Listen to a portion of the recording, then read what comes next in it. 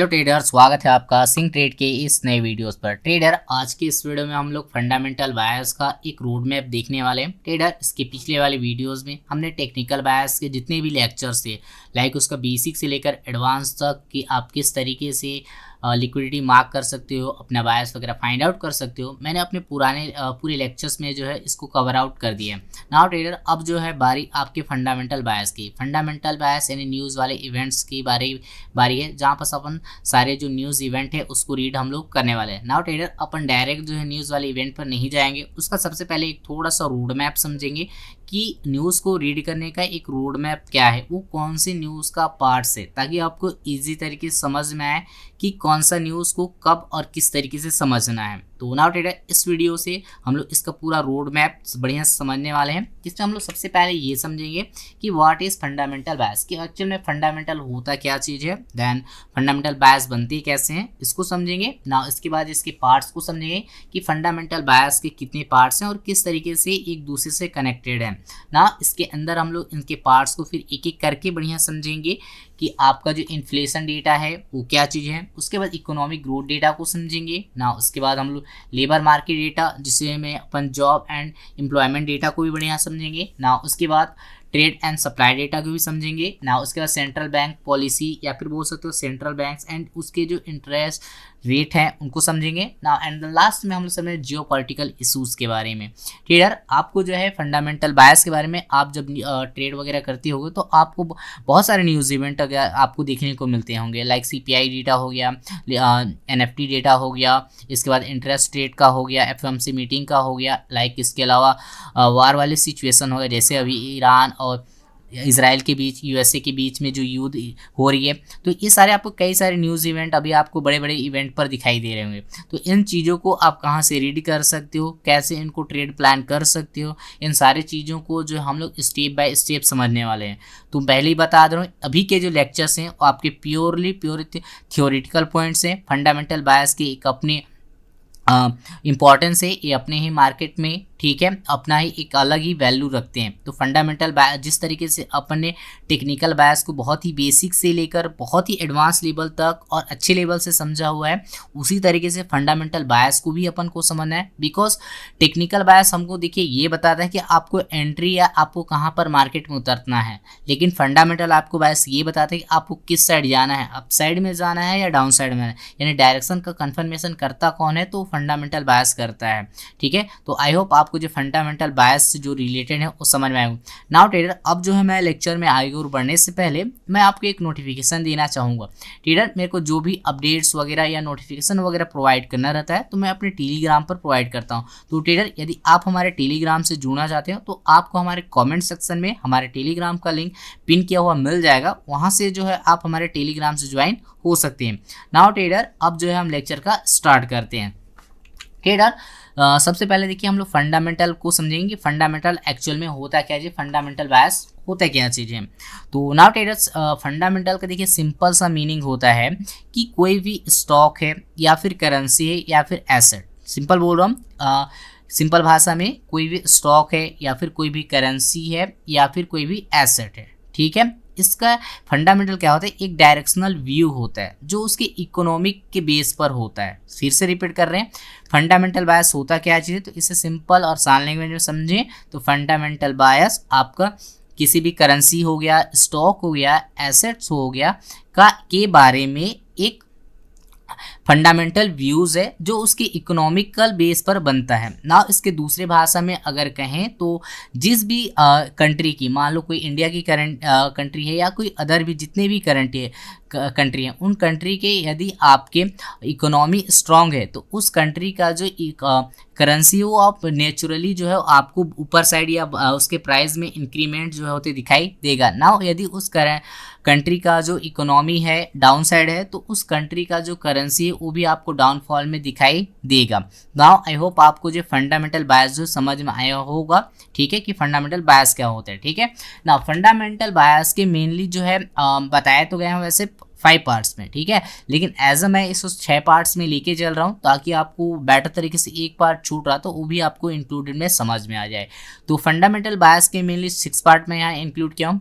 पहला देखिए central banks के इंटरेस्ट रेट हो गया, लाइक आप इंटरेस्ट रेट अभी आपको समझाया जाए कि इंटरेस्ट रेट होता क्या है। नाउ सेकंड में हम लोग इन्फ्लेशन डेटा, जिसे अपन सिंपली जो है महंगाई के नाम से जानते हैं। नाउ तीसरा है अपन का इकोनॉमिक ग्रोथ डेटा, जीडीपी के नाम से, जिसे आप लोग सभी लोग देखी होगी न्यूज़ इवेंट वगैरह में कि जीडीपी आया, प्राइस ऊपर निकल गया, जीडीपी खराब आया, प्राइस जो डाउन साइड जो है गिर गया गोल्ड वगैरह का। तो इन सब में आप ट्रेड करते हो तो आपको इतना आइडिया तो होगा ही होगा ना। इसके बाद अपन देखेंगे लेबर मार्केट डेटा, या फिर बोल सकते हो job and employment data.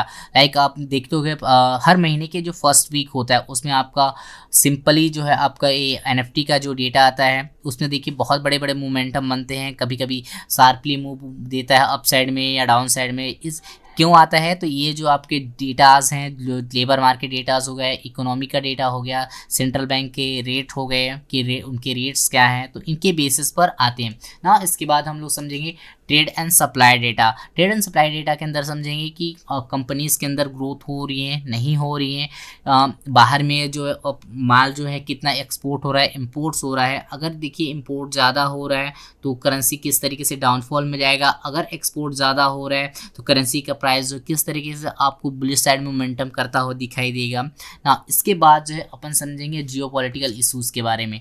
Geopolitical issues जिसमें अभी न्यूज़ वाले इवेंट्स हो गए, इलेक्शंस हो गए, इसके बाद बैंक क्राइसिस वगैरह हो गया, मान लीजिए कोई बड़े बड़े देशों के बीच में कॉन्फ्लिक्ट है, लाइक आप देखे होंगे हमेशा यूएस और चाइना के बीच में कॉन्फ्लिक्ट बना हुआ रहता है। और अभी हाल ही में युद्ध भी बहुत सारे चल रहे हैं, लाइक आपके यूएस और ईरान के बीच में चल रहा है, जिसके कारण ऑयल का जो प्राइस देख रहे हो आप बहुत ज़्यादा बढ़ा हुआ है। और इसके अलावा यूएस ने वेनेजुएला पर आक्रमण कर दिया था।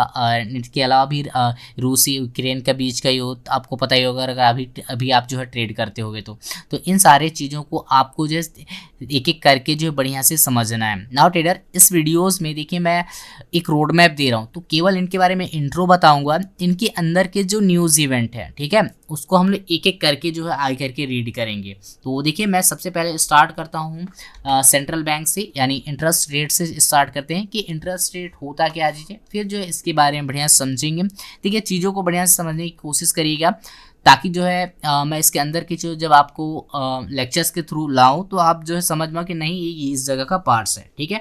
तो सबसे पहले अपन समझते हैं इंटरेस्ट रेट के बारे में। तो इंटरेस्ट रेट होता क्या चीज़ है उसको समझिए। तो इंटरेस्ट रेट सिंपल पैसा उधार देने की कीमत होती है। लाइक ऐसा मान के चलो कि मान लो आप जो है बैंक से लोन लेते हो, ठीक है, क्या करते हो, बैंक से लोन लेते हो, तो बैंक से लोन लेने के बाद जब हम उसे पैसा वापस करने जाते हैं तो हम लोग कुछ उसे एक्स्ट्रा अमाउंट जो है पे करते हैं या एक्स्ट्रा अमाउंट जो है देते हैं, वही एक्स्ट्रा अमाउंट ही हम लोग का क्या कहलाता है, इंटरेस्ट रेट कहलाता है। अब देखिए इसको और एग्जांपल में समझाऊं कि मान लो हमने जो बैंक से 1 लाख रुपए जो है उधार लिया है, ठीक है, क्या लिया है, 1 लाख रुपए उधार लिया है, और बैंक्स ने कहा ठीक है मैं आपको 1 लाख रुपए उधार देता हूँ, लेकिन मेरे को 8% का इंटरेस्ट रेट चाहिए, यानी उसको ब्याज चाहिए, ठीक है, कितने परसेंट का, 8% का ब्याज चाहिए। मतलब कि हमें जब भी बैंक को पैसा वापस करना हो कितना करेंगे, तो 1,08,000 रुपये वापस करेंगे। तो ये जो 8,000 है यही हम लोग का क्या है, इंटरेस्ट रेट है, और ये जो परसेंट बना 8% यही हम लोग का क्या है, इंटरेस्ट रेट है, ठीक है। आई होप आपको जो है इंटरेस्ट रेट इतना पॉइंट्स में समझ में आ गया हो कि इंटरेस्ट रेट होता क्या चीज़ है। नाउ ट्रेडर्स, अब इसमें अगला पॉइंट समझो कि इसमें सेंट्रल बैंक्स क्या होते हैं, ठीक है। नाउ ट्रेडर्स, कई सारी कंट्रीज़ हैं, लाइक हम लोग का इंडिया हो गया, इसके बाद अमेरिका हो गया, चाइना हो गया, रूस हो गया, बहुत सारे यूरोपियन कंट्रीज़ हो गए, तो बहुत सारे कंट्रीज़ होते हैं। तो हर देश में क्या होते हैं, कई सारे छोटे छोटे बैंक्स होते हैं। जैसे हमारे इंडिया के अंदर कई सारे छोटे छोटे बैंक्स हैं, लाइक HDFC हो गया, कैनरा बैंक हो गया, बैंक ऑफ बड़ौदा हो गया, बहुत सारे बैंक, PSU बैंक हो गया, बहुत सारे बैंक हैं। तो उन बैंक्स का एक हेड बैंक होता है, ठीक है, क्या बोल रहा हूँ, उन बैंक्स का एक हेड बैंक्स होता है, उस हेड बैंक्स को ही अपन क्या बोलते हैं, सेंट्रल बैंक्स बोलते हैं, ठीक है, समझ में आ रहा है। तो देखिए कई सारे कंट्रीज़ हैं, लाइक इसमें देखिए कुछ ही जो नामी हैं उनका ही बस नाम इंक्लूड किया, सभी का तो नाम इंक्लूड नहीं किया हूँ। लाइक हम लोग के इंडिया में आपका कौन सा RBI है, क्या आपका बताओ, RBI, जिसे हम लोग बोलते हैं रिजर्व बैंक ऑफ इंडिया, ठीक है। हम लोग के इंडिया में बहुत सारे छोटे छोटे बैंक्स हैं, उन बैंक्स का एक बैंक होता है जिसे अपन क्या बोलते हैं, आरबीआई। और यही आरबीआई क्या करता है, जो बैंक्स होते हैं, जो छोटे बैंक जैसे एचडीएफसी बैंक हो गया, कैनरा बैंक हो गया, अगर लोन लेते हैं बैंक्स को, लोन लेते हैं किससे जाएंगे, तो आरबीआई के पास जाते हैं। आरबीआई इनको क्या करता है, लोन देता है या इंटरेस्ट में इनसे क्या करते हैं, रेट देता है। ठीक है ना। इसी प्रकार यूएसए के अंदर कौन सा सेंट्रल बैंक है, तो यूएसए के अंदर आपका सिंपल फेडरल बैंक या फेडरल रिजर्व बैंक जो आपको मिलेगा ना। यूरोप के अंदर कौन सा देखने को, यूरोपियन कंट्रीज के अंदर तो यूरोपियन सेंट्रल बैंक्स आपको वहाँ देखने को मिलेगा।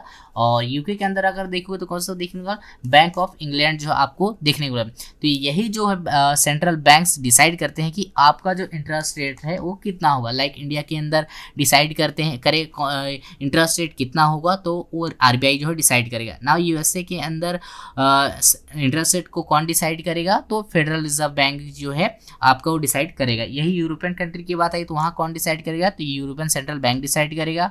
यूके के अंदर बात आई तो बैंक ऑफ इंग्लैंड जो है वहाँ का डिसाइड करने वाला इंटरेस्ट रेट को। ठीक है, तो आई होप आपको जो है सेंट्रल बैंक्स भी समझ में आ गया होगा।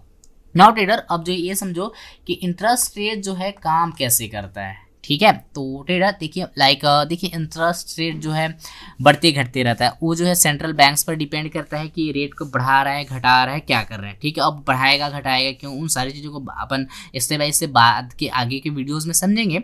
तो पहले समझो कि इंटरेस्ट रेट काम कैसे करता है। ठीक है, तो मान लो सेंट्रल बैंक्स ने क्या किया, रेट को बढ़ा दिया है। ठीक है, तब इसे देखिए टाइट पॉलिसी के नाम से भी जानते हैं। जब उसे प्राइस जो इंक्रीमेंट करता है तो ऐसा समझो कि सेंट्रल बैंक से इंटरेस्ट रेट क्या कर दिया, बढ़ा दिया है, यानी रेट बढ़ाया है। ठीक है, तो इससे क्या होता है, लोन जो है महंगा हो गया। लाइक मान लीजिए मैं पहले जो परसेंट था आपका इंटरेस्ट रेट 8% था, उसे उन्होंने 10% कर दिया। यानी जब भी पैसा लौटाना था, कितना लौटाना था, पहले 8,000 एक्स्ट्रा अमाउंट पे करना पड़ता था, लेकिन अब कितना पे करना पड़ेगा, 10,000 जो है हम लोग को एक्स्ट्रा अमाउंट जो है पेमेंट करना पड़ेगा। इससे क्या होता है, लोन जो है महंगा हो जाता है। क्या हो जाता है, लोन महंगा हो जाता है। अब इससे होता है लोग जो है और जो कंपनीज होते हैं, ठीक है, देखिए लोन जो है दो ही लोग लेते हैं, एक तो पीपल्स लेंगे, आम जनता लेगी, या फिर कंपनीज लेंगे जिनको स्टार्टअप वगैरह चालू करना है। ठीक है, उन लोग क्या होते हैं, इससे लोन जो है क्या होते हैं, कम लेते हैं। अब लोन कम लेते हैं यानी उनके पास क्या, पैसा कम हो जाता है। अब पैसा कम होने के बाद इसके बाद खर्चा जो है कम करते हैं। ठीक है, जिससे वो भी जिस भी प्रोडक्ट में या जिस भी फील्ड में अपना इन्वेस्टमेंट करना चाहते हैं उसकी डिमांड जो है क्या हो जाती है, गिर जाती है। और डिमांड गिरी इट मीन्स आपका उस स्टॉक का या उस प्रोडक्ट का जो है प्राइस जो है क्या हो जाता है, कम हो जाता है। अब इससे होता है ये कि आपको जो इन्फ्लेशन है वो किस में आ जाता है, कंट्रोल हो जाता है। हमेशा याद रखना, अगर इंटरेस्ट रेट बढ़ता है तो इन्फ्लेशन क्या हो जाता है, कंट्रोल। और जैसे इन्फ्लेशन आपके कंट्रोल में आता है, जो करेंसी होगी उस देश की या उस कंट्री की, तो उस कंट्री की जो करेंसी है वो क्या होती है, इंक्रीज होता है, उसके प्राइस में आपको बड़ा उछाल जो है आपको देखने को मिलेगा ही मिलेगा। नाउ अब अपन इसके डाउन वाले सिनेरियोस को भी समझ लेते हैं। ऐसा समझो कि सेंट्रल बैंक्स ने क्या किए कि रेट को, जो इंटरेस्ट रेट है उसे क्या कर दिया, घटा दिया। ठीक है, तो इसे देखिए इजी पॉलिसी के नाम से भी जानते हैं कि सेंट्रल बैंक्स ने क्या किया, अपना जो रेट है यहाँ पर क्या कर दिया, घटा दिया।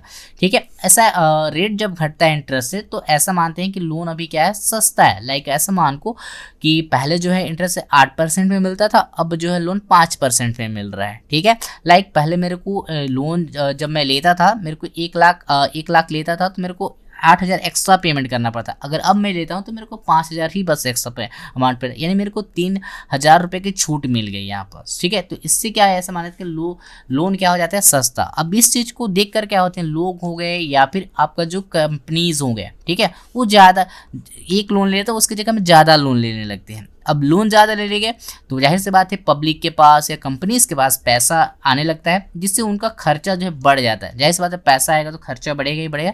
इससे इकोनॉमी तो जो है ग्रो कर जाती है, जीडीपी वगैरह जो ग्रोथ हो जाता है, लेकिन इससे क्या होता है, इन्फ्लेशन जो है वो बढ़ सकती है। इन्फ्लेशन यानी महंगाई, लोगों के पास ज़्यादा पैसा हो जाएगा तो डेफिनेटली जो उसका प्राइस जो क्या करते हैं, इंक्रीज कर देते हैं। जिससे क्या होता है कि वो जो जिस भी कंट्री का है वो उस कंट्री का जो करेंसी है वो क्या हो जाता है, वीक हो जाता है, कमज़ोर हो जाता है। लाइक ऐसा बोल सकते हैं कि इन्फ्लेशन यानी महंगाई आपकी बढ़ गई। लाइक हमने पहले मान लीजिए 5 रुपये में 2 चॉकलेट्स मिलते थे पहले, ठीक है, अब महंगाई बढ़ गई तो 5 में 1 चॉकलेट मिला। तो यहाँ पर देखिए करेंसी जो है हम लोग के वैल्यू खो रहा है, ठीक है, तो इस तरीके से करेंसी क्या हो जाती है, वीक हो जाती है। तो इस तरीके से आपका जो इंटरेस्ट रेट है आपका लोकल मार्केट से में आपका वर्क करता है। नाउ ट्रेडर देखिए, मैंने कोई इंटरेस्ट रेट के बारे में जो बताना था मैंने आपको बता दिया, ठीक है, कि इंटरेस्ट रेट होता क्या चीज़ है, काम कैसे करता है, और सेंट्रल बैंक्स इसमें होते कौन कौन से हैं, ठीक है, कि अपन के इंडिया में कौन है, आरबीआई है, यूएसए में कौन है, आपका रिजर्व बैंक है, ठीक है। तो ट्रेडर देखिए, अपन के लिए जो लाइक आपका फॉरेक्स में और क्रिप्टो में और इसके अलावा कमोडिटीज़ वगैरह में जो ट्रेड करते हैं या गोल्ड वगैरह के चार्ट्स में जो ट्रेड करते हैं, ठीक है, उनके लिए जनरली जो है सेंट्रल बैंक्स में आपका जो यूएसए इंपॉर्टेंस है, ठीक है। आप जो है यूएसए का जो सेंट्रल बैंक से उसे रीड करना पड़ेगा कि यूएसए का सेंट्रल बैंक्स होता क्या है, जिससे अपन क्या बोलते हैं, फेडरल बैंक्स, क्या बोलते हैं, फेडरल बैंक्स। तो ट्रेडर मैं अपने जो लेक्चर्स हैं, ठीक है, इंटरेस्ट से ही स्टार्ट करूंगा, तो मैं केवल और केवल फेडरल बैंक से को ही रीड कराऊंगा। बाकी अदर के जो बैंक से आपको रीड करना चाहते हो, आप बाहर इंटरनेट वगैरह से खोज कर जो आप लर्निंग कर सकते हो। तो मैं जो है इस अपने कोर्स के दरमियान जो फेडरल बैंक्स को बढ़िया से एक्सप्लेन करूंगा, जिसमें समझेंगे फेड का जो इंटरेस्ट रेट डिसीजन है वो कितना आता है, इसमें एफएमसी प्रेस कॉन्फ्रेंस को समझेंगे, एफएमसी मीटिंग को बढ़िया से समझेंगे, और एफएमसी मीटिंग मिनट्स के, एफएमसी होता क्या चीज़ है, तो ये एक ओपन टाइप का क्या होता है, फेड का जो मीटिंग होता है उसमें ओपन तरीके से मीटिंग किया जाता है, और उसके अंदर जो भी बातें डिसीजन का वो मिनट्स में क्या हो जाता है, रिलीज़ किया जाता है। तो फेडरल बैंक्स के जब अपन मैं इसको लाऊंगा, फेडरल बैंक्स को एक पर्टिकुलर एक वीडियोज़ में बढ़िया तरह डेप्थ में समझेंगे, तो वहाँ पर जो हम लोग सबसे पहले क्या आप समझेंगे, फेडरल बैंक्स को बढ़िया से रीड करने वाले। आई होप आपका जो है इंटरेस्ट रेट और समझ में आया, और इंटरेस्ट से हम लोग क्या चीज़ पढ़ेंगे वो समझ में आया। इंटरेस्ट से हम लोग क्या पढ़ने वाले हैं, केवल फेडरल बैंक्स को ही रीड करने वाले हैं। आई होप आपको चीज़ें क्लियर हुई होंगी। नाउ अब जो है हम अगले वाले में चलते हैं। अगला वाला है हम लोग कौन सा, इन्फ्लेशन। इन्फ्लेशन का हिंदी मीनिंग समझो तो इसका मतलब होता है महंगाई, ठीक है। अब महंगाई होता क्या है, इसको बढ़िया समझिए, थोड़ा सा डेफिनेशन के साथ में समझिए। तो इन्फ्लेशन का सिंपल मीनिंग होता है चीज़ें महंगी होना। ऐसा मान सकते हो, पहले मान लीजिए हमें जो सामान अभी के डेट पर मान लो कोई प्रोडक्ट है वो हमें 100 रुपये में मिलती है, लेकिन एक समय आएगा कुछ समय बाद वो ही सामान जो हमें के 100 रुपये में मिलते वो 105 रुपये में मिलने लगी, ठीक है। तो जो प्रोडक्ट हमें 100 रुपये में मिल रही थी वो एक समय बाद या एक टाइम बाद ऐसा बोल सकते हो हमें 105 रुपये मिले। तो यहाँ पर हमें 5 रुपये का देखो इंक्रीमेंट या महंगाई देखने को मिला, ठीक है। तो यही आपका क्या है, आपका इन्फ्लेशन है। इस एग्जाम्पल के तौर पे समझो कि 2020 में मान लो चाय आपके कितने रुपए में मिल रही थी, 10 रुपये में एक कप चाय मिल जा रही थी, और यही चीज़ अगर आप 2022 में एक्सप्लोर करो तो कितने रुपये में मिलने लगी, 15 रुपये में। और वही चीज़ अगर आप 2024 में आ जाओ तो कितने रुपये में मिलने लगी, 20 रुपये में। तो चाय की देखिए क्वालिटी तो सेम है, लेकिन उसके प्राइस जो क्या हो गई, बढ़ गई। यही आपका क्या कहलाता है, इन्फ्लेशन कहलाता है, ठीक है। तो इस तरीके से इन्फ्लेशन का डेफिनेशन रहता है, आप इसे समझ सकते हो। इन्फ्लेशन का मतलब क्या होता है, तो इन्फ्लेशन का सिंपल सा मतलब होता है चीज़ों का महंगा होना, ठीक है। चलिए अब इसके नेक्स्ट पॉइंट को समझ लेते हैं कि इन्फ्लेशन जो है जनरली जो है इन्फ्लेशन या महंगाई जो है आखिर देखी क्यों जाती है या आती क्यों है। तो इसके देखिए मेनली 3 रीजंस है। कितने रीज़न है इन्फ्लेशन आने के, कितने रीज़न है, मेनली जो है 3 रीज़न है। पहला, डिमांड ज़्यादा एवं सप्लाई कम हो जाना। अब कैसे होता है समझिए, मान लीजिए पब्लिक है बहुत सारे उस कंट्री के अंदर, किसी भी कंट्री के अंदर, ठीक है। अब वहाँ पर सभी मान लो सभी को चाहिए क्या, आईफोन चाहिए। अब देखिए सबके लिए आईफोन उपलब्ध कराना तो पॉसिबल है नहीं। इससे देखिए स्टॉक क्या हो जाते हैं, कम हो जाते हैं, यानी डिमांड ज़्यादा हो जाती है और सप्लाई यहाँ पर क्या हो जाते हैं, कम हो जाते हैं। जिससे क्या हो जाता है, जो आईफोन है आपका, उस आईफोन का जो प्राइस हो क्या हो जाती है, बढ़ जाती है ना। इसका दूसरा भी समझो, ऐसा भी होता है कि क्या होता है कि पब्लिक के पास कभी बहुत ज़्यादा पैसा हो जाता है। अब जब लोग के पास पैसा हो जाए तो पैसा यहाँ इन्वेस्ट करें या वहाँ इन्वेस्ट करें, तो इससे उनका खर्चा क्या हो जाता है, बढ़ता है। और खर्चा बढ़ता है इसमें उन लोग वो जो क्या करते हैं, पब्लिक ही आपका क्या करती है, प्राइस जो है क्या करती है, इंक्रीज कर देती है। नाउ अब हम दूसरा रीज़न को समझते हैं कि दूसरा कौन सा रीज़न है जिसके कारण इन्फ्लेशन जो है आती है। दूसरा है आपका प्रोडक्शन कॉस्ट बढ़ जाए। समझिए इसके बारे में बढ़िया से। मान लो कि ये अंबिकापुर है और ये आपका सिंपल रायपुर है, ठीक है। अंबिकापुर से रायपुर जाना है किसी ट्रक को, ठीक है, सब्जी लेके, क्या लेके जाना है, सब्जी लेके जाना है। अब यहाँ मान लो पेट्रोल का जो प्राइस है वो क्या हो जाता है, इंक्रीज हो जाता है, ठीक है। अब देखिए पेट्रोल का प्राइस इंक्रीज हो गया तो भाई सी बात है इसके जो प्रोडक्ट हुए उसके चार्जेस में भी वृद्धि हुई, यानी जो यहाँ पर सब्जी जो ले जाया जा रहा है इसका जो प्राइस में क्या हो जाएगी, बढ़ोतरी हो जाएगी, ठीक है। तो इस तरीके से इसको समझना रहता है ना। दूसरे एग्जांपल में भी समझो, मान लो एक कंपनीज है, ठीक है, वो आपका कोई प्रोडक्ट जो है तैयार करती है। अब उसके कई सारे देखिए रॉ मटेरियल्स आएंगे। अब उस रॉ मटेरियल का अगर एक भी उस प्रोडक्ट का एक भी रॉ मटेरियल का अगर प्राइस बढ़ता है, इससे क्या होगा, फैक्ट्री का जो कॉस्ट है वो भी बढ़ जाता है, जिससे वो जो प्रोडक्ट है वो क्या हो जाता है, महंगा हो जाता है। तो इस तरीके से क्या होता है कि महंगाई जो है आपको देखने को मिलती है ना। तीसरा रीज़न को समझिएगा कि ज़्यादा पैसा प्रिंट करना ना। कभी कभी क्या होता है कि गवर्नमेंट क्या करती है, बहुत ज़्यादा पैसा या नोट जो छाप देती है। अब इससे क्या होता है, मार्केट में पैसा ज़्यादा आ जाता है। अब पैसा आ जाता है जिससे क्या होता है कि सामान तो उतना ही रहता है, लेकिन पैसा ज़्यादा आने के कारण क्या होता है, प्राइजेस जो है, जो पीपल्स होते हैं, जो आम जनता होती है, वो क्या कर देती है, महंगाई को क्या कर देती है, बढ़ा देती है। तो यही मेन 3 रीज़न है जिनके कारण जो इन्फ्लेशन आती है, ठीक है। आई होप इन्फ्लेशन आती क्यों है समझ में आया होगा। नेक्स्ट पॉइंट को समझते हैं कि इन्फ्लेशन और ट्रेडिंग के बीच में कनेक्शन क्या है, किस तरीके से इम्पैक्ट वगैरह ये डालते हैं। नाउ लाइक मान लो देखिए, इन्फ्लेशन देखिए आपको या तो बढ़ी हुई दिखेगी या तो घटी हुई दिखाई देगी, या तो एक जगह स्टेबल दिखाई देगी, ठीक है। तो ऐसा मान के चलता हूँ कि इन्फ्लेशन मान लो आपका बढ़ गई है, क्या कर गई है, बढ़ गई है। तो सेंट्रल बैंक इससे सोचता क्या है कि भाई इन्फ्लेशन बढ़ी है तो मेरे को इसको कंट्रोल करना है। क्या करना है, कंट्रोल। अब सेंट्रल बैंक इससे कंट्रोल करने के लिए क्या करते हैं, जो इंटरेस्ट रेट रहता है उसे क्या कर देता है, बढ़ा देता है।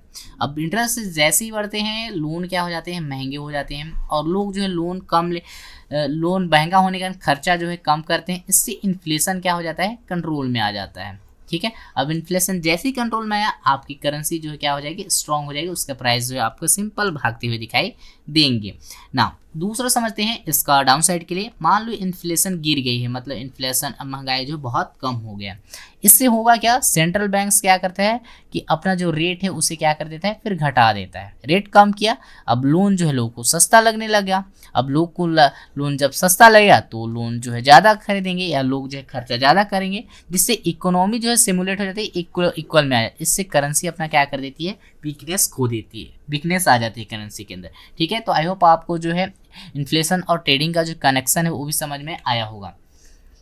नाउ ट्रेडर, अब समझो इन्फ्लेशन तो समझ गए होंगे कि इन्फ्लेशन होता क्या चीज़ है, काम कैसे करता है, ठीक है। तो ट्रेडर, अपन ये इन्फ्लेशन से क्या क्या चीज़ों को रीड करेंगे, यानी इन्फ्लेशन को कौन कौन से चीज़ें हैं जो मेज़र करती हैं generally.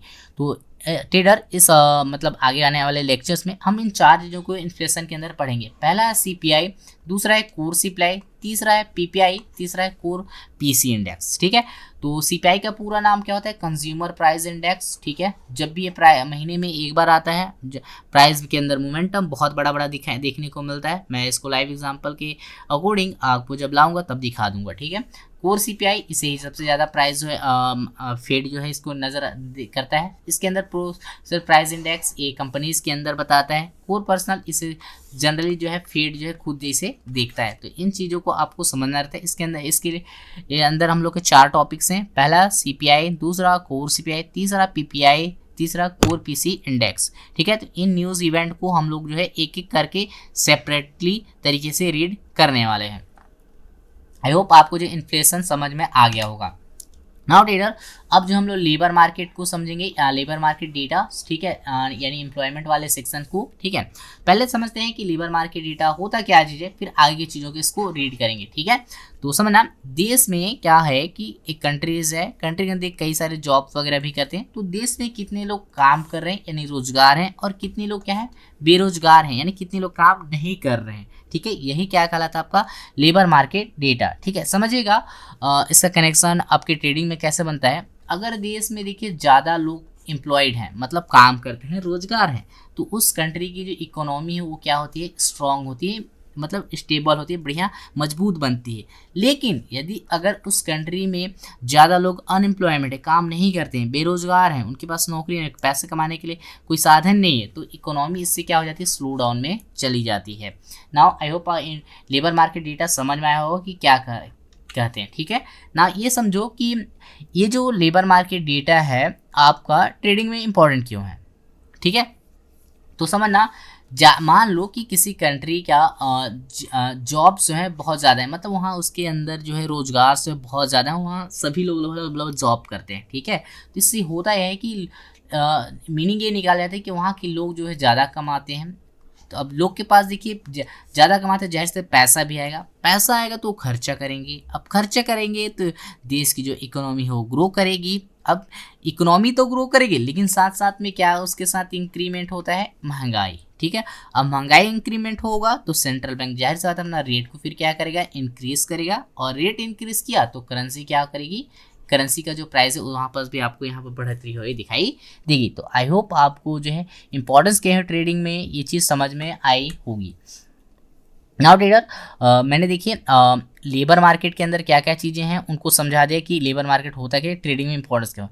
Now trader labour market से कौन कौन से न्यूज़ इवेंट को अपन को रीड करना है उसको समझते हैं। ठीक है, पहला है एनएफपी, ठीक है, जिसे अपन नॉन फार्म पेरोल, देखिए बहुत इंपॉर्टेंट ये न्यूज़ इवेंट है, तब भी आएगा आपको बहुत बड़ा मोमेंटम इसके अंदर देखने को मिलता है ना। इसी के अंदर साथ में ही ये देखिए ये जो न्यूज़ इवेंट जीते हैं ये लगभग साथ में आते हैं, आगे पीछे नहीं आते हैं, एक ही टाइम पे आते हैं। दूसरा अनएम्प्लॉयमेंट रेट, मतलब बेरोजगार कितने % लोग हैं। उसके बाद एवरेज आवरली अर्निंग, यानी लोगों के अर्निंग कितनी है एक घंटे की। और इनिशियल जॉबलेस क्लेम कि ये पर वीक आता है कि आपके जो वीकली में कितने जॉबलेस बेरोजगार हुए। ठीक है ना, इसके बाद एडीपी रिपोर्ट्स जो प्राइवेट्स कंपनीज हो गए इसके अंदर कितने लोग जॉब करते हैं। इसके बाद पार्टिसिपेशन रेट जो है कितना है, मतलब कि लोग कितना एंटिसिपेट कर रहे हैं कि आपका लेबर जो है जॉब जो है कितने होंगे फ्यूचर में। तो इन तरीके से हम लोग यहाँ पर 6 इसके अंदर टॉपिक्स लर्न करने वाले हैं। इन 6 टॉपिक्स को हम लोग बढ़िया डेप्थ में समझेंगे, न्यूज़ इवेंट कब आते हैं, क्या हैं, सारी चीज़ों को अपन रीड करने वाले हैं लेबर मार्केट के अंदर। ठीक है, अब जो है हम अगले टॉपिक की ओर बढ़ते हैं। अगला टॉपिक हम लोग का जीडीपी डेटा, जिसे अपन बोलते हैं ग्रॉस डोमेस्टिक प्रोडक्ट। ठीक है, इसका सबसे पहले सिंपल फुल नेम जान लो, इसे जीडीपी को क्या बोलते हैं, ग्रॉस डोमेस्टिक प्रोडक्ट। ठीक है, अब समझिएगा जीडीपी का मतलब वगैरह क्या होता है। तो एक देश में एक साल में कितनी टोटल वैल्यू की चीज़ें बनी और सर्विस दी गई, ठीक है, इसे अपन क्या बोलते हैं, जीडीपी बोलते हैं। फिर से रिपीट कर रहा हूँ, एक कंट्री के अंदर एक साल में कितनी टोटल वैल्यूज़ जो वैल्यूज़ देती हैं, ठीक है, चीज़ें बनी और सर्विस दी गई, ठीक है, ये आपकी क्या कहलाएगी, जीडीपी। सिंपल लैंग्वेज में बोले तो जीडीपी देश की टोटल कमाई का रिपोर्ट कार्ड है कि कितना आपने साल भर में कमाया है। ठीक है, एग्जाम्पल सोचो इंडिया एक बड़ी कंपनी है। ठीक है, इस साल इसने हमारे इंडिया ने फैक्ट्रीज में गुड्स बनाए, डॉक्टर्स ने सर्विसेज दी, गवर्नमेंट ने रोड्स बनवाए, विदेश में एक्सपोर्ट किया, ये सारी चीज़ें एक कंपनीज के अंदर हुई। ठीक है, अब समझिएगा ये सब मिला कि जो टोटल वैल्यू बनेगी, मतलब सबको ऐड करेंगे, ऐड करने के बाद जो भी वैल्यूज बनेगी वही हम लोग क्या बनेगी, जीडीपी बनती है। ठीक है, ठीक है, आपको समझ आया कि जीडीपी होता क्या चीज़ है। जीडीपी सिंपल कि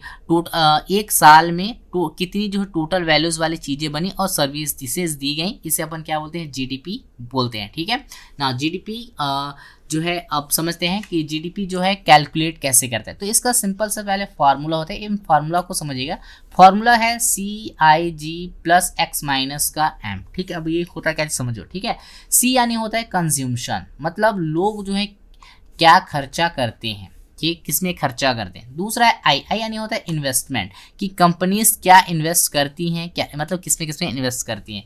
जी यानी क्या है, गवर्नमेंट, ठीक है, सरकार क्या खर्चा करती है। एक्स यानी होता है एक्सपोर्ट, ठीक है, एम यानी होता है क्या, इम्पोर्ट। एक्स माइनस एम यानी नेट एक्सपोर्ट, मतलब कितना एक्सपोर्ट किया है, कितना इम्पोर्ट किया गया। ठीक है, लाइक इसे एग्जाम्पल में समझा रहा हूँ, ध्यान समझिएगा। ठीक है, इंडिया की जीडीपी एक साल में, ठीक है, मान लो लोगों का जो खर्चा है 50 लाख करोड़ आया। ठीक है, कंपनीज का जो इन्वेस्टमेंट है कितने लाख आया, 20 लाख करोड़ आया। ठीक है, गवर्नमेंट का खर्चा कितना आया, 15 लाख करोड़ आया। नेट एक्सपोर्ट कितना हो गया, 5 लाख करोड़ हो गया। अब सबको अगर जोड़ दें तो कितने आ रहे हैं, मतलब 90 लाख करोड़ आ गया। तो हम लोग की टोटल जीडीपी कितनी हो गई, 90 लाख करोड़ यहाँ पर हो गई। तो इस तरीके से जीडीपी जो है कैलकुलेट जो है की जाती है ना। समझो जीडीपी जो है रिलीज कैसे होती है। तो जीडीपी जो है आपके 3 राउंड में एक साल में रिलीज की जाती है। पहला राउंड जिसे अपन बोलते हैं एडवांस जीडीपी, जो कि बहुत ज़्यादा इंपॉर्टेंस होते हैं। दूसरा होता है प्रिलिमिनरी जीडीपी, और राउंड 3 में होता है फाइनल जीडीपी। ये देखिए 4 मंथ में जो है ये 3 क्वार्टर में जो है इसे दिया जाता है। ठीक है, इसको जब अपन जीडीपी का जो एक पर्टिकुलर एक वीडियोस आएगा जीडीपी में, जो है इससे अपन बढ़िया तरीके से फिर समझ लेंगे। ठीक है, आई होप समझ में आया। जीडीपी का एक पर्टिकुलर बस वीडियो आएगा, जीडीपी के ही आएगा, बाकी चीज़ें यहाँ नहीं, केवल जीडीपी में एक तो है। ठीक है, नाउ ट्रेडर जीडीपी और ट्रेडिंग का थोड़ा कनेक्शन भी समझ लो। मान लो जीडीपी जो है स्ट्रॉन्ग आता है, क्या आता है, स्ट्रॉन्ग आता है। तो ऐसा होता है कि जीडीपी जब स्ट्रॉन्ग आता है, इकोनॉमी भी इससे क्या मानी जाती है, स्ट्रॉन्ग। अब इकोनॉमी स्ट्रॉन्ग हुई तो सेंट्रल बैंक कॉन्फिडेंट हो जाते हैं, जिससे रेट को जो इन लोग बढ़ाने की बात सोचते हैं। इससे रेट जैसे ही बढ़ता है करेंसी जो है स्ट्रॉन्ग हो जाती है। ना मान लो जीडीपी वीक आया, मतलब किसी कंट्री का जो ग्रोथ है वो कम आया, ठीक है, यानी एक्सपेक्टेड से कम आ गया, तो इकोनॉमी को स्लो मानी जाती है, जिससे सेंट्रल बैंक्स क्या करते हैं, कंसर्न हो जाते हैं, थोड़ा समझ जाते हैं। इससे क्या करते हैं, वो रेट को कट करने का पॉसिबल बढ़ जाता है, और रेट जैसे ही कट करेंगे उस कंट्री का जो करेंसी वो डाउन साइड में आपको आते हुए दिखाई देगा। नाउ ट्रेडर आपको जो है ये जीडीपी जो है समझ में आया। जीडीपी के अंदर देखिए एक वीडियो से आएगा जीडीपी के बारे में ही, जीडीपी क्या है, कैसे है, इसको बढ़िया से अपन समझेंगे वहाँ पर। उसके न्यूज़ इवेंट कब आते हैं, कब नहीं आते हैं, कितने में आना है, कहाँ पर क्या गया, इससे नोट डाउन करते हैं तो जीडीपी का आपको वहाँ पर समझ में आ जाएगा। तो ट्रेडर अब जो है अपन अगले वाले चलते हैं ट्रेड एंड सप्लाई डेटा के बारे में, ठीक है। तो पहले ट्रेड एंड सप्लाई डेटा के डेफिनेशन समझो कि ट्रेड क्या होता है, ट्रेड डेटा क्या होता है, सप्लाई डेटा क्या होता है। तो ट्रेड डेटा मीन्स क्या होता है, देश ने बाहर में कितना सामान बेचा और कितना खरीदा, ये क्या होता है, ट्रेड डेटा। फिर से रिपीट करता हूँ, देश ने कोई भी प्रोडक्ट को बाहर में कितना सामान बेचा है और कितना खरीदा, क्या कहलाता है, ट्रेड डेटा, ठीक है। और सप्लाई डेटा क्या कहलाता है, देश में जो है जो माल है उसे कितना एनर्जी या उसे प्रोड्यूस कर, वो कितना इसे बना रहा है, वो इसका क्या कहा जाता है, सप्लाई डेटा होता है, ठीक है। एक बार फिर से रिपीट कर रहा हूँ, ट्रेड डेटा किसे कहेंगे, देश ने बाहर में जाके कितना सामान बेचा और कितना सामान खरीदा, ठीक है, ये आपका ट्रेड डेटा कहलाता है। सप्लाई डेटा क्या कहलाता है कि देश के अंदर जो माल है या एनर्जी जो है वो कितना प्रोड्यूस किया जा रहा है, ठीक है, आपका सप्लाई डेटा कहलाता है। अब ये जो दोनों मिलकर क्या करते हैं, देश की इकोनॉमी को, हेल्दी को बताते हैं कि देश जो है कितना हेल्दी है। अगर ये हेल्दी है तो किस तरीके से करेंसी जो अपना डायरेक्शन जो है पकड़ने वाला है। नाउ ट्रेडर थोड़ा सा हम लोग ट्रेड डेटा को पढ़ते हैं, फिर उसके बाद सप्लाई डेटा को पढ़ेंगे, फिर इनसे चीज़ें क्या क्या रेट करना उसको समझेंगे। देखिए इसमें ट्रेड डेटा के अंदर आपको समझना रहता है ट्रेड बैलेंस के बारे में। किसके बारे में, ट्रेड बैलेंस। तो ट्रेड बैलेंस होता क्या समझिएगा, इसके डेफिनेशन में ही सब बताया था ट्रेड डेटा का कि हमने बाहर में कितना सामान बेचा और खरीदा। तो ट्रेड बैलेंस का सिंपल फार्मूला होता है एक्सपोर्ट माइनस क्या होता है, इम्पोर्ट। अब समझिए इसके दो केसेस बनते हैं, अगर एक्सपोर्ट इम्पोर्ट से ज़्यादा है तो इसे बोलते हैं ट्रेड सरप्लस, यानी ये अच्छा माना जाता है कि हमने जो है बाहर से जो है कम खरीदा है और बेचा ज़्यादा है ना। इसमें दूसरा भी आता है, अगर इंपोर्ट जो है एक्सपोर्ट से क्या हो गया, ज़्यादा हो गया, तो इसे बोलते हैं ट्रेड डिफिसिट बोलते हैं, जिसे बुरा बोलते हैं, अच्छा नहीं माना जाता, ये इकोनॉमी के लिए स्लो डाउन होता है, ठीक है। तो एग्जाम्पल से इसे समझते हैं बढ़िया से। सोचो इंडिया ने बाहर जो है एक्सपोर्ट जो है 80,000 करोड़ का जो है प्रोडक्ट जो है सेल किया और बाहर से कितना खरीदा, 60,000 का जो प्रोडक्ट हो खरीदा। तो यहाँ पर ट्रेड सरप्लस है, क्यों, क्योंकि जब 80 माइनस 60 करो तो 20,000 करोड़ जो है यहाँ आने वाला है। तो ये जो है क्या होता है, करेंसी के लिए क्या होता है, बुलिश सिग्नल होता है ना। अगर लेकिन क्या हो कि दूसरे एग्जाम्पल एक्सपोर्ट जो है 60,000 करोड़ हो गया, इंपोर्ट जो है 80,000 करोड़ हो गया, तो ट्रेड बैलेंस क्या हो जाए, -20,000 करोड़, मैंने 20,000 करोड़ का यहाँ पास क्या हो गया, हमें यहाँ इंपोर्ट करना पड़ा है माइनस करके, ठीक है। तो ये ट्रेड डिफिस होता है और इससे करेंसी के लिए क्या होता है, बेयरिश साइन होता है, ठीक है। वो करेंसी इससे क्या होती है, डाउन साइड आपको आती हुई दिखाई देगी। चलिए अब सप्लाई डेटा को भी समझ लेते हैं। सप्लाई डेटा क्या होता है, तो देश में कितना माल प्रोड्यूस हो रहा है, ये आपका क्या सिंपल बताना सप्लाई डेटा होता है। अब देखिए मेनली 3 चीज़ें इसे ट्रैक करती हैं, पहला ऑयल सप्लाई और दूसरा मैन्युफैक्चरिंग इंडस्ट्री प्रोडक्शन और रिटेल सेल्स। तो ट्रेडर इसके अंदर सप्लाई डेटा में हम लोग कई जो आपका ट्रेड डेटा और सप्लाई डेटा है इसके अंदर कई सारी चीज़ें को रीड करेंगे। लाइक इसमें लगभग 6 चीज़ें हैं, इन 6 चीज़ों 6 न्यूज़ इवेंट आते हैं, इन 6 न्यूज़ इवेंट को समझेंगे। पहला ट्रेड बैलेंस है, दूसरा एसएम मैन्युफैक्चरिंग पीएमआई है, एसएम सर्विस पीएमआई है, आईए ऑयल का जो इन्वेंट्री है वो है, रिटेल सेल्स है एंड इंडस्ट्रियल प्रोडक्शन है, इंडस्ट्री के अंदर कितना प्रोडक्ट वगैरह किए जा रहे हैं, ये सारी चीज़ें। तो इन न्यूज़ इवेंट को जो हम लोग एक एक करके यहाँ से समझने वाले, तो 6 टॉपिक्स इसके अंदर आते हैं, ठीक है। अपन को समझ में आ गया ट्रेड एंड सप्लाई डेटा क्या चीज़ होता है। नाउ ट्रेडर अब हम लोग का लास्ट है कौन सा, जियो पॉलिटिकल इवेंट। ट्रेडर। तो जियो पॉलिटिकल इवेंट को थोड़ा समझने की कोशिश करते हैं कि होता क्या है। सिंपल डेफिनेशन समझेंगे। जियो पॉलिटिकल इवेंट्स होता क्या है, दुनिया में होने वाली बड़ी पॉलिटिकल और मिलिट्री घटनाएं जो मार्केट को क्या कर देती हैं, हिला देती हैं, मार्केट को क्या करती हैं, इफेक्ट बहुत ज़्यादा करती हैं। लाइक अभी आप देख पा रहे होंगे इसराइल और यूएसए, इसराइल यूएसए साथ मिलकर जो है ईरान पर जो है अटैक कर रहे हैं, ठीक है। तो ये एक जियो पॉलिटिकल, इसके बाद इलेक्शन वगैरह हो गए बहुत सारे, जैसे हमारे इंडिया में मोदी जी का मुझे जीते तब भी आप प्राइस में देखिए बहुत सारा आपको दिखा होगा वॉलेटिलिटी वगैरह, ठीक है। तो इसे सीधा शब्दों में ये समझो कि वॉर हो गया, इलेक्शन हो गया, सैंक्शंस हो गए, नेचुरल डिसास्टर हो गया, ये सब मार्केट्स पे बड़ा असर डालते हैं। तो इन सारे इवेंट्स को अपन क्या बोलते हैं, जियो पॉलिटिकल इवेंट्स बोलते हैं। अब देखिए ये ट्रेडिंग में इंपॉर्टेंस क्या है, तो इसको समझिएगा।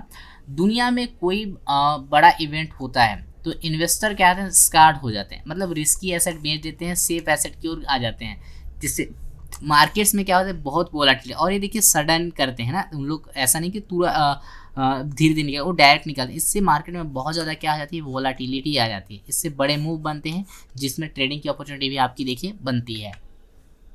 नाउ ट्रेडर, ये समझो कि जियो पॉलिटिकल इवेंट्स के अंदर कौन कौन से पार्ट्स हैं और कौन कौन से चीज़ों को हम लोग रीड करने वाले। तो इसके अंदर देखिए हम लोग 6 चीज़ों को रीड्स करेंगे, एक एक करके रीड करेंगे। पहला है वार एंड मिलिट्री कॉन्फ्लिक्ट्स, दूसरा है इलेक्शन, तीसरा है सैंक्शंस, तीसरा है नेचुरल डिसास्टर और trade wars. Trade war like अभी आप देखे होंगे कि ट्रंप ने जो है टैरिफ वगैरह जो बहुत इंक्रीज़ कर दी, इसकी वजह से भी बहुत ज़्यादा वॉलेटिलिटी वगैरह आपको देखने को मिला। तो ट्रेड वार्स भी चलते हैं। और उसके बाद रिस्क ऑन रिस्क ऑफ, मतलब कब जो है रिस्क नहीं है, तो इन चार चीज़ों को भी समझेंगे। तो आई होप आपको जियो पॉलिटिकल इवेंट्स भी बढ़िया समझ में आया कि जियो पॉलिटिकल इवेंट्स के अंदर हम लोग कितने चीज़ों को रीड करने वाले हैं, 6 चीज़ों को रीड करने वाले थे। इस तरीके से देखोगे तो आपको जनरली दिख गया होगा कि 15-20 जो है इवेंट हैं जिनको आपको रीड करने हैं और चीज़ों को समझने हैं कि क्या क्या चीज़ें हैं।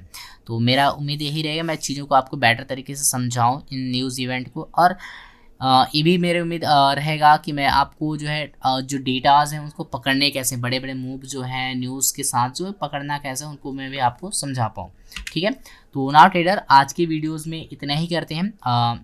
अगले वीडियोस में हम लोग जो है इंटरेस्ट रेट के साथ उतरेंगे, जिसमें फेड के बारे में हम लोग बढ़िया समझेंगे। तो ट्रेडर, आज की वीडियोज़ में इतना ही, तब तक के लिए हमें इजाज़त, धन्यवाद।